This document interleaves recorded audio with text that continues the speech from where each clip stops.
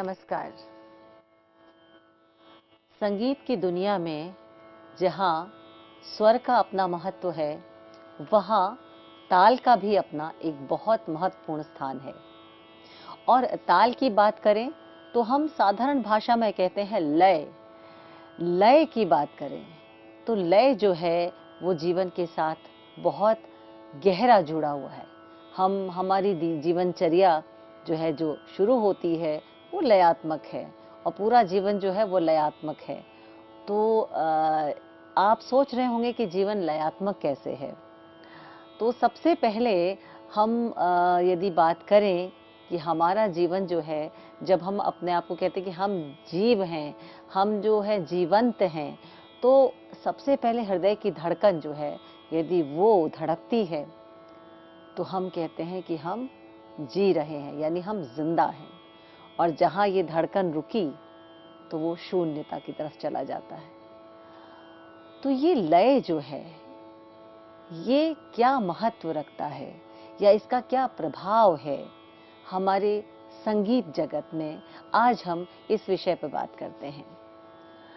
लय जो है उसकी यदि हम परिभाषा लेते हैं तो लय बिल्कुल एक साधारण तौर पर जो हमारा समय है उसको बांध कर एक गति प्रदान करना जो है वो लय है। या मैं एक संगीत के विद्यार्थी के तौर पर यदि मैं बताऊं तो हम जब किसी ताल को जब हम बजा रहे हैं या हाथ से ताली खाली दे रहे हैं, तो हम उस ताल की जो निर्मिति है वो कुछ मात्राओं से है। अब वो जो मात्राएं हैं उसमें एक मात्रा से जब दूसरी मात्रा पर जाते हैं तो ये जो डिस्टेंस है, ये जितना डिस्टेंस है यानी जितना समय लिया है इसमें, यही समय दूसरी मात्रा से तीसरी मात्रा के बीच में बिल्कुल इक्वल डिस्टेंस है। उतना ही समय है, उतना ही काल है। और तीसरी से जब हम चौथी पर जाते हैं फिर उतना ही समय। तो ये जो इक्वल डिस्ट्रीब्यूशन ऑफ टाइम है या डिस्टेंस है, ये उसको एक गति प्रदान करता है। उस ताल की मात्राओं को बिल्कुल बीच में जो गैप्स हैं या हम के जो डिस्टेंस है वो बराबर है सभी मात्राओं में। और जब ये बराबर चलता है तो उसको एक गति प्रदान होती है जिसे हम कहते हैं लय। और लय जो है वो बहुत ही महत्वपूर्ण है। संगीत जगत जो है उसमें जहाँ स्वर की बात करते हैं तो हम स्वर का आनंद लेते हैं। स्वरों से ही दुनिया है। 7 स्वर जिनमें की 5 जो हैं वो विकृत रूप जब लेते हैं तो कुल मिलाकर 12 हो जाते हैं। तो ये जो 12 स्वर हैं इससे पूरा संगीतमय है, यानी पूरा संगीत इसी से, चाहे विश्व के किसी भी कोने का संगीत है, इन 12 स्वरों से ही बना है। अब यदि हम मात्र स्वरों को ही गा बजाकर प्रस्तुत करें तो कुछ मिसिंग लगता है। उसको हम एक सीमा में नहीं बांध सकते, तो कहीं तो हमें उसका एक सीमा निर्धारण करना ही पड़ेगा। तो सीमा निर्धारण में हमें ताल जो है वो बहुत महत्वपूर्ण योगदान देता है, या लय जो है वो बहुत ही महत्वपूर्ण योगदान देता है।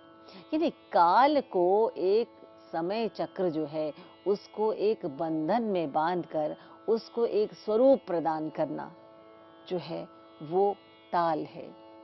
और उसी का जो मैंने बताया कि लय पक्ष क्या है, यानी उस ताल के भीतर जो मात्राएं हैं उनके बीच में इक्वल डिस्टेंस है।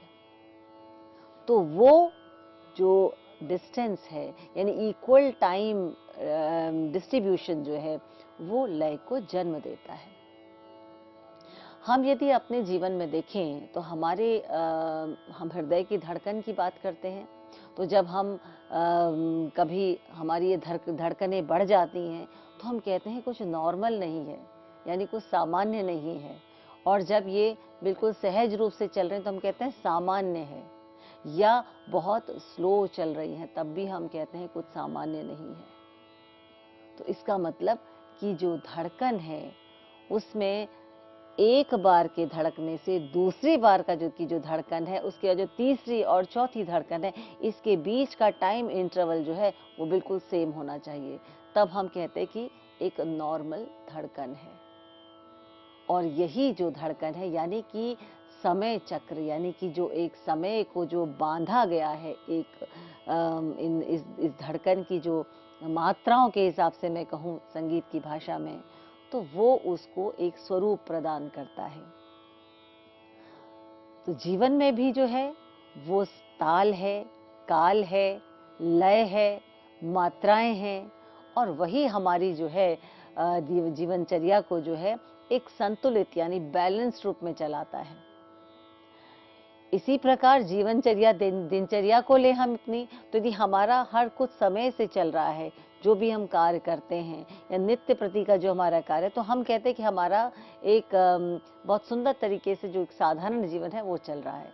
जहाँ कहीं पे वो डिसबैलेंस हुआ तो हम थोड़ा सा विचलित हो जाते हैं कि आज हमें ये कार्य इस समय करना चाहिए था, जो हमारा समय निश्चित है, उस पर नहीं हुआ तो हमारे बाकी चीजों पर उसका असर पड़ता है, क्योंकि वो तालबद्ध है, क्योंकि वो लयबद्ध है। तो ये लय और ताल मात्र हम संगीत की बात नहीं करते, जीवन में भी उतना ही महत्वपूर्ण है जितना कि संगीत में। तो संगीत में लय का क्या प्रभाव है या लय का क्या महत्व है, आज इस विषय पर जब हम बात कर रहे हैं तो कुछ थोड़ा पहले जाते हैं, जब हम पंडित शांगदेव की जो उनका जो ग्रंथ है संगीत रत्नाकर, उसमें निबद्ध और अनिबद्ध ये दो स्वरूप बताए गए हैं। निबद्ध यानी बंधा हुआ, और अनिबद्ध यानी जो बंधा हुआ नहीं है। तो हम किससे बांध सकते हैं, क्या है जिससे कि हम संगीत को बांध सकते हैं? तो वो है ताल, यानी समय चक्र से उसको बांधा गया है। तो ये समझना कि अनिबद्ध है या निबद्ध है, मात्र ताल से या समय से या लय से या काल चक्र से उसको जो बांधा है, उससे जो है उसका अंतर जो हमें मिलता है। अनिबद्ध यानी जो नहीं बंधा है ताल से, उसमें हम आलप्ति या आलाप कह सकते हैं। जैसे हम कोई किसी राग का आलाप गा रहे हैं, तो वो स्वरों को लेके हम संचार कर रहे हैं, या हम कहते हैं कि वी आर एक्सप्लोरिंग, हम एक्सप्लोर कर रहे हैं अलग अलग स्वरों को लेके। किसी राग में गाते हैं तो हम उस राग के अनुशासन के अनुसार स्वरों का प्रयोग करके हम एक्सप्लोर कर रहे हैं।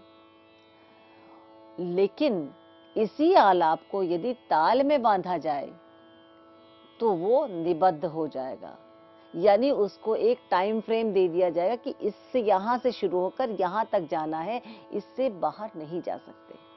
यानी एक सीमा में दे दिया उसको, काल चक्र में उसको बांध दिया, उसको कहीं पर एक अनुशासन दे दिया, उसको एक सीमा प्रदान कर दी, और वो जो सीमा है उसको एक गति प्रदान करता है। यानी यहां से शुरू होकर यहां तक जाने में इतना ही टाइम इंटरवल आपको यूज करना है, तो वो एक गति है, एक लय है। और लय का तो प्रभाव जो है वो संगीत के माध्यम से यदि हम देखें तो लय का प्रभाव तो बहुत खूबसूरत तरीके से अलग अलग जगहों पर जो है अलग अलग संगीत के विभिन्न शैलियों द्वारा जो है वो सामने प्रदर्शित किया जाता है, उसका आनंद भी लिया जाता है। चाहे हम एक तरह से लोक संगीत की बात करें या हम बात करें कि शास्त्रीय संगीत की बात करें, उपशास्त्रीय संगीत की बात करें, सुगम संगीत की बात करें, या हम आजकल भी जो जिस प्रकार का संगीत प्रचलित है उसकी बात करें, तो या हम पाश्चात्य संगीत की बात करें, rock band, jazz music, western classical music की बात करें, तो ये ताल और लय तो जो है इसका प्रभाव तो सब जगह मिलता है। हम फोक म्यूजिक की बात करते हैं, लोक संगीत में जहाँ भंगड़े के लिए ढोल पर थाप आई तो अपने आप जो है हाथ पांव जो है वो हिलने शुरू हो जाते हैं, और उसका आनंद जो है हम नृत्य के द्वारा उठाते हैं। इसी प्रकार से जब हम कोई सुगम संगीत की कोई गजल, गीत या भजन को सुन रहे होते हैं, तो वहां पर भी हम उसका पूरा आनंद जो है ले पाते हैं, जब हम उसकी लय या उसकी ताल के की सहायता से उसको सुनते हैं, या हम देखते हैं कि उसमें ताल में वो जो स्वर हैं वो पूरी तरह से गुंथे हुए हैं, सुसज्जित हैं, और जब हम उसका आनंद लेते हैं तो हमें जो है वो उतने ही खूबसूरत तरीके से हमें समझ में आता है, और हम उसका अभ्यास भी करना शुरू करते हैं, उसका आनंद लेना शुरू करते हैं। लय जो है वो गति तो प्रदान करती है, लेकिन लय के विभिन्न रूप, जैसे मैंने आपको बताया कि लोक संगीत में अलग होगा, सुगम संगीत में अलग होगा, और आजकल जिस प्रकार का एक वेस्टर्न म्यूजिक का प्रभाव जो है वो भारतीय संगीत पे भी मिलता है, वहाँ भी हम लय की बात करते हैं। जहाँ एक ताल शुरू हुई, रिदम शुरू हुई, तो अपने आप पैरों की थाप जो चलने लगती है। इसका प्रभाव जो है हम एक छोटे बच्चे पर भी हम देखते हैं कि उसको यदि कुछ नहीं भी समझ में आ रहा है तो वो उस ताल की गति को देखते, उस लय को समझते हुए वो भी उसका आनंद उठाता है। तो कहने का तात्पर्य है कि लय का जो है बहुत बहुत बड़ा प्रभाव जो है वो संगीत पर है। हम जब शास्त्रीय संगीत की बात करें, क्योंकि विषय जो है वो कहीं न कहीं शास्त्रीय, उपशास्त्रीय और सुगम संगीत को लेते हुए, तो हम जहाँ शास्त्रीय संगीत की बात करते हैं तो लय एक बहुत इम्पॉर्टेंट रोल यहाँ प्ले करता है। यानी कि हम यदि कहें कि ध्रुपद परंपरा की बात करते हैं, क्योंकि शास्त्रीय संगीत में ध्रुपद, ख़याल और तराना, ठुमरी, दादरा, टप्पा ये सब आते हैं, लेकिन ठुमरी, दादरा, टप्पा को हम उपशास्त्रीय संगीत भी मानते हैं। बहरहाल जो उपशास्त्रीय संगीत है उसमें भी शास्त्रीय संगीत है, तो इसीलिए मैं इसकी बात करती हूँ कि भारतीय संगीत में ध्रुपद की बात करते हैं तो ध्रुपद में ताल का, लय का एक बहुत सुंदर स्थान है। जब उसकी शुरुआत की जाती है तो नोम तोम के आलाप से की जाती है, जो कि अनिबद्ध रूप में उसको गाया जाता है, नहीं बंधा हुआ नहीं है। और उसमें जो गायक है, ध्रुपद गायक जो हैं, वो राग का विस्तार जो है वो राग के नियमों के अनुसार करते हैं और ध्रुपद के गायन के नियम के अनुसार। इसी प्रकार से यदि हम उसको उसके दूसरे भाग को देखें तो आलापचारी जब धीरे धीरे बढ़ती है, उसके बाद आप देखिए कि एक जो सेकंड फेज आलापचारी का था उसमें कहीं न कहीं बीच बीच में पखावज वाले जो उनको संगत देते हैं वो बीच में एक जगह ऐसे थाप देते हैं या ताल देते हैं, और वहाँ पर आप देखिए कि धीरे धीरे जो है वो लय दिखाई देने लगती है, यानी वहाँ पर कहीं न कहीं लय मौजूद रहती है। ये भी एक स्वरूप है। उसके बाद बंदिश यानी ध्रुपद शुरू होता है। ध्रुपद में जिस प्रकार से लय का एक बहुत बड़ा रोल है कि उसमें आपकी लयकारी करना, उपज करना, दुगुन तिगुन चौगुन जो हम बंदिश की जो है उसको लेके करना, तो यहाँ तो पूरी तरह से ताल जो है वो अपना पूरा तरह से उसको प्रभावित किए हुए है और उसकी लय जो है वो बहुत बड़ा उसमें योगदान देती है ध्रुपद की उपज में या ध्रुपद की दुगुन तिगुन चौगुन में, क्योंकि यहाँ पर पूरा वो एक लयबद्ध है, समय से बंधा हुआ है। तो ये एक बहुत बड़ा ध्रुपद में इसका प्रभाव नजर आता है। ख्याल की हम बात करते हैं तो ख्याल में भी आप देखिए कि आलापचारी शुरू में इंट्रोडक्शन दिया राग का और बंदिश शुरू हुई जो कि बंधी हुई होती है, निबद्ध होती है किसी ताल में, या तो एक ताल में होगा या वो तीन ताल में होगा या तिलवाड़ा में होगी या झुमरा में होगी। विलंबित ख्याल की बात करें तो उसमें भी हम ताल का स्वरूप सामने देखते हैं कि ताल में ही बंधी है। और लय, जब हम बात करते हैं लय की तो ख्याल जब शुरू होता है तो हम उसकी लय के हिसाब से हम देख पाते कि वो कौन सा ख्याल है, बड़ा है कि छोटा है, विलंबित है कि द्रुत है कि मध्य लय का है। तो यहाँ पर लय जो है वो इम्पोर्टेंट होती है। अब हम ख्याल की बात करते हैं तो ख्याल में जिस प्रकार से ताल चल रही है और वो जितने मात्रा की ताल है, जैसे कि हम कहें कि 12 मात्रा की ताल है या उसका विलंबित रूप देखा जाए एक ताल की तो 12 मात्रा एक ताल में है, विलंबित रूप में उसका जो है वो 48 मात्रा की, यदि हम चतुष्कल एक ताल की बात करें 48 मात्रा की ताल हो गई। अब 48 मात्रा में किस प्रकार से बंदिश गाई जा रही, किस प्रकार से विस्तार किया जा रहा है, लेकिन वो टाइम फ्रेम 48 का वही है। उस टाइम फ्रेम के बीच में आलापचारी होनी है, और आलापचारी किस तरीके से होगी, वो उसकी क्या गति होगी, वहां पर उसकी लय जो है वो पहचानी जा सकती है। तो आगे चलकर छोटा ख्याल जब गाया जाता है, उसमें देखिए लय थोड़ी बढ़ जाती है। तो लय के बढ़ने से बंदिश जो गाई जा रही है उसका प्रभाव भी कुछ अलग दिखाई देता है। अब आपके जहन में एक बात आएगी कि ये कैसे लय जो है उसका क्या प्रभाव है, उसका क्या महत्व है रागदारी संगीत में, या हम कहें कि जो संगीत की विभिन्न शैलियों में बहुत ज्यादा उसका संबंध है। देखिए लय जो है वो 3 प्रकार की है, विलंबित, मध्य लय और द्रुत लय। तो विलंबित का मतलब विलंब से आना, यानी सम का विलंब से आना। तो जो समय चक्र चल रहा है, जो एक जैसे हम कहें कि हम तिलवाड़ा की बात करते हैं, तिलवाड़ा ताल में 16 मात्राएं हैं, और वो 16 मात्राएं शुरू होके पुनः जब खत्म होके पहली मात्रा पर आएगा, यानी पहली मात्रा से शुरू होके 16 मात्रा पर खत्म होके पुनः जब पहली मात्रा पर, तो एक सर्कल खत्म हो जाएगा 16 मात्रा तक। उसकी जो लय है, यानी उसकी जो एक टेम्पो है, उसकी जो स्पीड है, उसको जब हम सुनते हैं, उसको जब हम अनुभव करते हैं, उसको जब हम देखते हैं, तब हमें पता चलता है कि ये क्या स्लो है या ये स्लो नहीं है लेकिन फास्ट भी नहीं है। तो इसका मतलब कहीं बीच का लय है, और या ये बहुत फास्ट है, बहुत तेज है, इसका मतलब वो द्रुत है। तो इस लय के आधार पर विलंबित लय, मध्य लय और द्रुत लय, ये 3 प्रकार की लय जो है ये सामने आती है, यानी लय के 3 रूप सामने आते हैं। और इसका इतना ज्यादा महत्व है कि हम लय के आधार पर ही देखिए जो शैलियां हैं विलंबित की या मध्य लय की या द्रुत लय की, वो उसका स्वरूप जो है वो प्रदान करती है, लय ही प्रदान करती है। यदि हम किसी बंदिश को गाते हैं और बहुत तेजी से गाते हैं तो हम कहते हैं इसकी तो लय बहुत तेज है, यानी ये द्रुत ख्याल होगा, यानी द्रुत की बंदिश होगी, या ये अति द्रुत, ये तराना हो सकता है।